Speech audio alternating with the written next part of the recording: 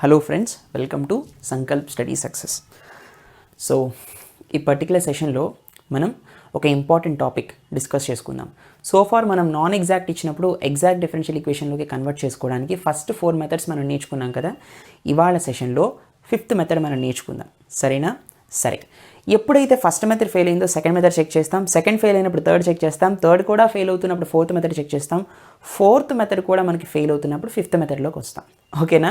సరే, first 5th method యొక్క formula ఏంటి, దానికి ఇంటిగ్రేటింగ్ ఫ్యాక్టర్ ఏంటో చూసి మనం 4th మెథడ్ నుంచి 5th మెథడ్కి ఎలా రావాలి అనేది కూడా మనం తెలుసుకుందాం. సరేనా? Okay. To find an integrating factor of m dx plus n dy equal to 0. ఇది కదా. If there exists a continuous and differentiable single variable function g of y such that 1 by m into dou n by dou x minus dou m by dou y equal to g of y, then e power integral g of y dy is an integrating factor of m dx plus n dy equals to 0. సరే, చూడండి. ఇప్పుడు ఒక non exact differential equation అని మనకు తెలిసింది. First మెథడ్ని use చేస్తాం కదా జనరల్గా. ఇచ్చింది నాన్ ఎగ్జాక్ట్, ఎందుకని do M divided by do Y is not equal to do N by do X, అంతేనా? సో ఇప్పుడు ఎప్పుడైతే ఆ కండిషన్ ఫెయిల్ అవుతుందో, అవి రెండు నాట్ ఈక్వల్ వచ్చాయో అప్పుడు నాన్ ఎగ్జాక్ట్ అని తెలిసింది. మెథడ్ 1 వాడతాం. మెథడ్ 1లో ఏం చూస్తాము, ఇచ్చినటువంటి 11 ఫార్ములాస్లో ఏదైనా టర్మ్తో మల్టిప్లై చేసినా డివైడ్ చేసినా 11 ఫార్ములాస్లో ఏదైనా అప్లై చేయడానికి కుదురుతుందేమో మనం చూసుకుంటాం. అది పాసిబుల్ కాకపోతే సెకండ్ మెథడ్లోకి వెళ్ళిపోతాం. అవునా? సెకండ్ మెథడ్లో ఖచ్చితంగా ఇచ్చినటువంటి డిఫరెన్షియల్ ఈక్వేషన్ అనేది హోమోజీనియస్ అవ్వాలి. హోమోజీనియస్ అయితే జనరల్గా ఇప్పుడు y = vx ఫార్మాట్ చేయొచ్చు. అయితే హోమోజీనియస్ అయినప్పుడు, నాన్ ఎగ్జాక్ట్ కూడా అయినప్పుడు మనం ఏం చేస్తాము అంటే integrating factor will B 1/mx + ny చూసుకుందాం. అవునా కదా? సరే, ఎప్పుడైతే సెకండ్ కేస్ కూడా ఫెయిల్ అవుతుందో, సెకండ్ మెథడ్ కూడా ఫెయిల్ అవుతుందో, థర్డ్ మెథడ్లోకి వచ్చాం. థర్డ్ మెథడ్లో మనం ఏం చూసాము, దానికి ఒక ఫార్మాట్ ఉంది. థర్డ్ మెథడ్లో y × f(x, y) dx, అవునా, plus x × g(x, y) dy. ఈ ఫార్మాట్లో కనుక ఉంటే అప్పుడు మనం ఇంటిగ్రేటింగ్ ఫ్యాక్టర్ ఏం చూసాము అంటే 1/mx - ny చూసాం. అవునా? సరే, థర్డ్ మెథడ్ కూడా ఫెయిల్ అయింది.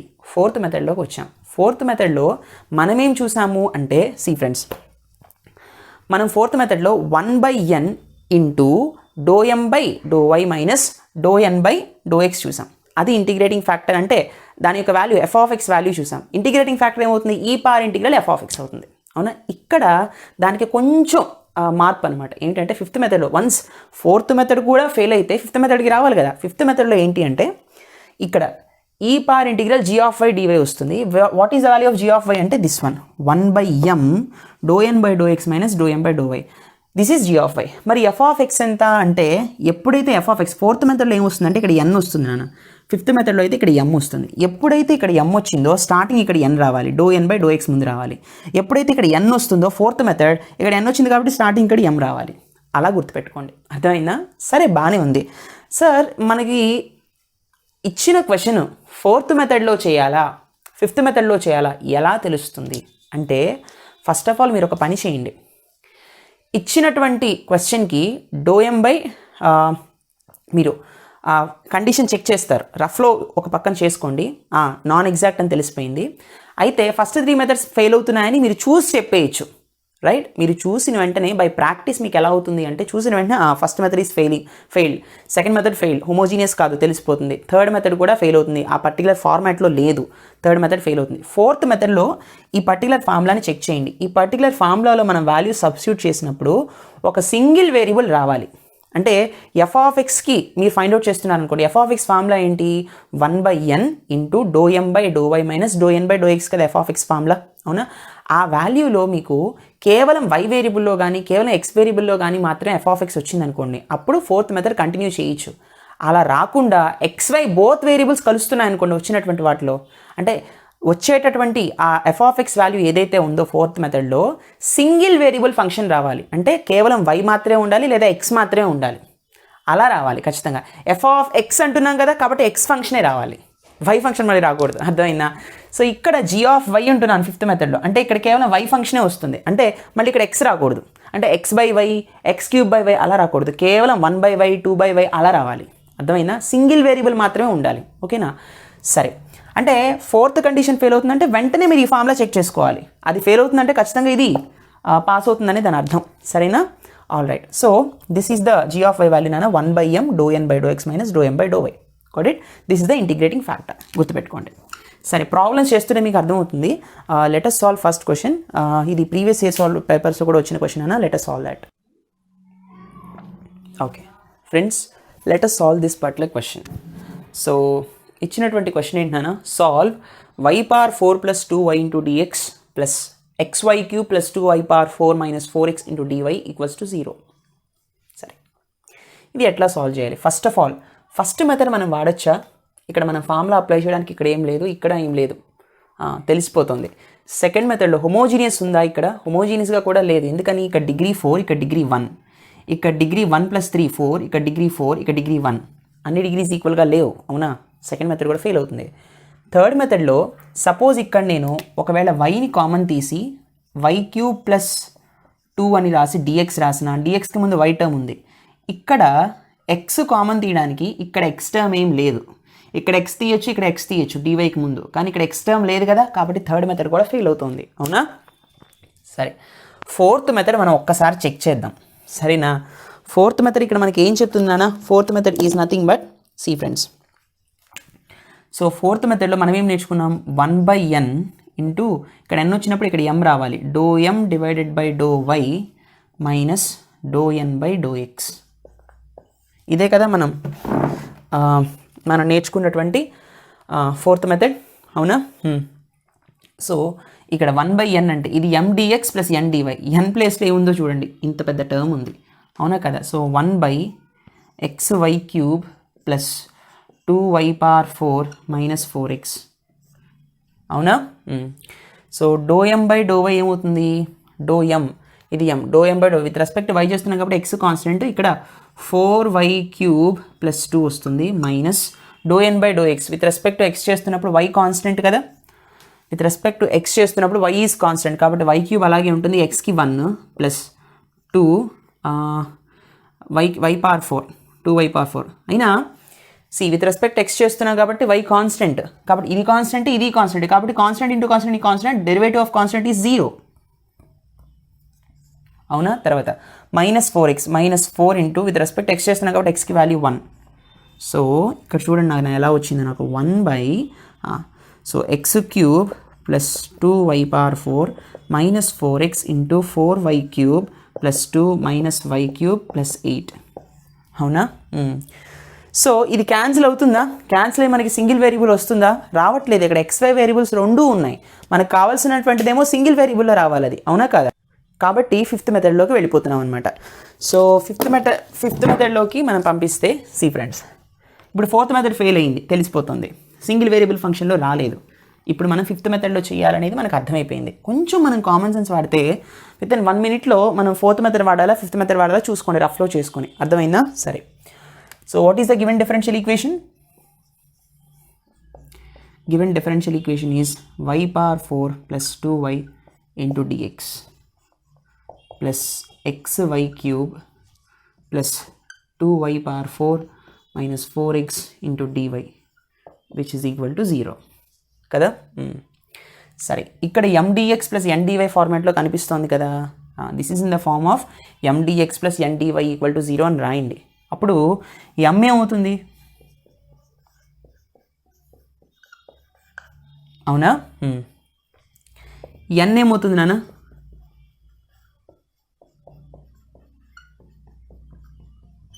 కదా. Therefore do m divided by do y ఏమవుతుంది నాన్న? Do m divided by do y with అంటే mని విత్ రెస్పెక్ట్ టు y చేస్తున్నాం కదా. ఏమన్నా చేస్తున్నప్పుడు ఏమొస్తుంది? విత్ రెస్పెక్ట్ టు y చేస్తున్నప్పుడు x ఈజ్ కాన్స్టెంట్, ఇక్కడ అన్నీ కూడా వైలోనే ఉన్నాయి కాబట్టి y పవర్ 4కి డెరివేటివ్ 4y క్యూబ్ ప్లస్ 2yకి డెరివేటివ్ 2, తర్వాత do n by do x. ఓకేనా? చేస్తే విత్ రెస్పెక్ట్ x చేస్తున్నాం కాబట్టి y షుడ్ బి కాన్స్టెంట్, కాబట్టి y క్యూబ్ అలాగే ఉంటుంది. x యొక్క derivative 1 plus 2y power 4 constant కదా, ఇది కాన్స్టెంట్, ఇది కాన్స్టెంట్, దీని value 0 plus sorry it's minus here. అవునా? సో విత్ రెస్పెక్ట్ x చేసినా కాబట్టి y కాన్స్టెంట్, మైనస్ 4x యొక్క derivative minus 4. What I will be getting here? y cube minus 4. అవునా? ఇప్పుడు ఇవి రెండు ఈక్వల్గా లేవు. అవునా? ఇవి రెండు ఈక్వల్గా లేవు కాబట్టి అంటే do m divided by do y is not equal to do n by do x. కాబట్టి this is not an exact differential equation. This is not an exact differential equation. అవునా? సరే బాగానే ఉంది. ఓకే, ఇప్పుడు దీన్ని డిఫరెన్షియల్ ఈక్వేషన్లోకి కన్వర్ట్ చేసుకోవాలి. అంటే I need to find out the integrating factor. What is the integrating factor? So integrating factor ఏంటన్నా, before finding the integrating factor మనం ఇక్కడ ఏం వాడుతున్నాము? వీఆర్ యూజింగ్ ద మెథడ్ 5, అవునా కదా? కాబట్టి మెథడ్ 5 కాబట్టి మనం ఇక్కడ ఏం ఫైండ్ అవుట్ చేయాలి? First of all, so see friends, 1/m, అవునా? మెథడ్ 5 1/mతోనే కదా మనకి స్టార్ట్ అవుతుంది, yes or no? So 1/m ∂n/∂x minus ∂m/∂y. దీని వాల్యూ ముందు మనం ఫైండ్ అవుట్ చేద్దాం. So 1/, what is the value of m నానా? m value is this one, y⁴ plus 2y into ∂n/∂x. Already మనం ఫైండ్ అవుట్ చేసాం, y³ minus 4, yes or no? Minus ∂m/∂y ఎంత? 4y³ plus 2. అంటే మైనస్తో multiply చేసినప్పుడు -4³ plus into minus is minus. Bracket తీసేయండి, ఓకేనా? Bracket వేసుకుని చేయండి, తర్వాత స్టెప్లో ఇలా చేయండి. Okay, so what I will be getting here? So y³ minus 4y³, it's minus 3y³, అవునా? తర్వాత -4 - 2, it's -6 divided by y⁴ plus 2y, అవునా కదా? So what is the integrating factor here? So కేర్ఫుల్గా దీన్ని మనం అబ్జర్వ్ చేస్తే ఇక్కడ మనకేం కనిపిస్తోంది అంటే, how can I right this? ఇక్కడ 3ని కామన్ తీయండి. 3ని కామన్ తీస్తే -3ని కామన్ తీద్దాం పోనీ. అప్పుడు y³ ప్లస్ 2 వస్తుంది, అవునా? y³ ప్లస్ 3 2 6 కదా, మైనస్ కూడా కామన్ తీస్తాం, y³ ప్లస్ 2 వస్తుంది డివైడెడ్ బై డినామినేటర్లో y కామన్ తీయండి, y³ ప్లస్ 2 అగైన్, మళ్ళీ y³ ప్లస్ 2 వచ్చింది. ఇప్పుడు ఈ y³ plus 2 y³ plus 2 cancel అయిపోయింది, -3/y. ఇప్పుడు నాకు సింగిల్ వేరియబులే వచ్చింది కదా, y మాత్రమే ఉంది కదా, ఇది ఇప్పుడు g(y) అనుకోవచ్చు కదా. Yes, all right. సరే, this is nothing but g(y) కదా. ఇప్పుడు ఇది g(y)ఏనా? సో ఇంటిగ్రేటింగ్ ఫ్యాక్టర్ ఏమవుతుంది? Integrating factor will be e⁻∫ g(y) dy, అవునా? సరే, సింగిల్ వేరియబుల్ ఇక్కడ x ఏం లేవు, ఇంకా ఓన్లీ y మాత్రమే ఉంది. Okay fine. So e⁻∫, what is g(y) నానా? -3/y. So e⁻-3 integral 1/y dy. So e⁻-3 integral 1/y log y. So e⁻log y⁻-3 అవుతుంది. ఎక్స్పోనెన్షియల్ ఫంక్షన్ ఈ క్యాన్సిల్ అయిపోతాయి, y⁻-3 which is nothing but I will be getting y³. This is nothing but integrating factor. Yes or no? This is the integrating factor. All right. So ఇప్పుడు మనం ఏం చేయాలి? ఈ particular first equation, దీన్ని మనం first equation అనుకోవాలి కదా, ఈ ఫస్ట్ ఈక్వేషన్ ఇంటిగ్రేటింగ్ ఫ్యాక్టర్తో మల్టిప్లై చేయాలి. Yes or no? All right.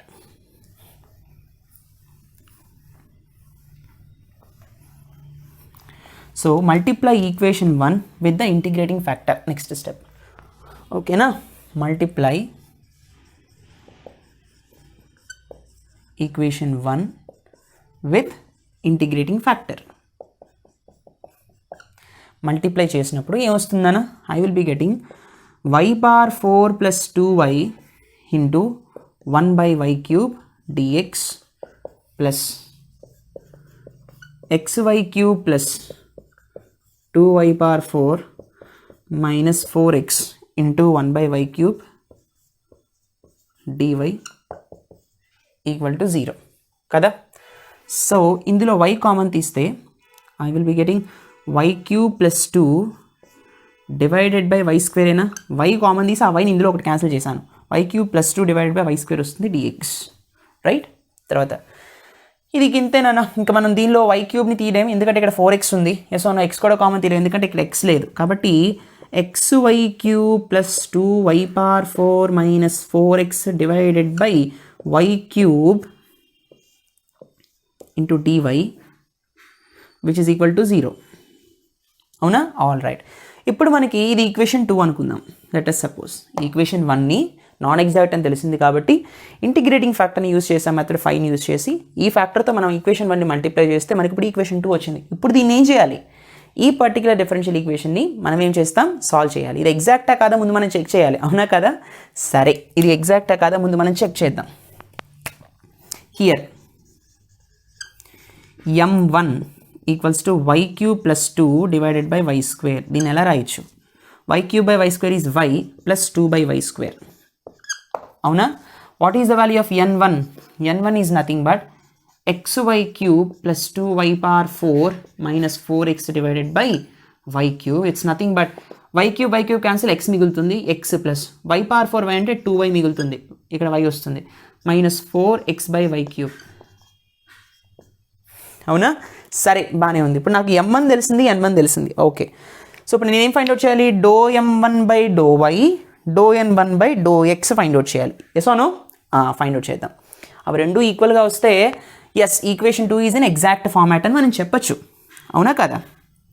సరే, ఓకే నాన్న. సో కేర్ఫుల్గా మనం అబ్జర్వ్ చేస్తే